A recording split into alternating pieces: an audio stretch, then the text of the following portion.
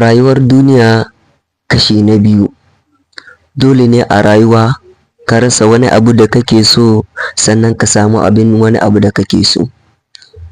Duk wanda ka gani a rayuwa yana rayuwa ne yadda Allah Subhanahu wa ta'ala ya tsara masa rayuwarsa tun yana cikin mahaifiyarsa.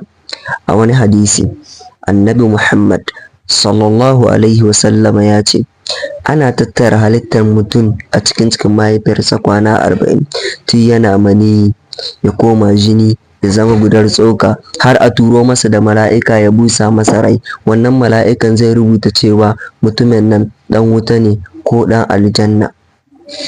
Tun kana cikin mahaifiyarka za a rubuta cewa ga abin da za ka samu, ga abin da za ka rasa.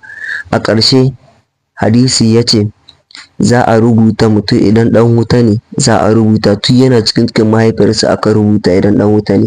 Allah ka sa ba mu cikinsu. Idan ɗan aljanna ne tun a cikin mahaifiyarsa za a rubuta a ce wane ɗan aljanna ne. Allah ka sa muna cikinsu.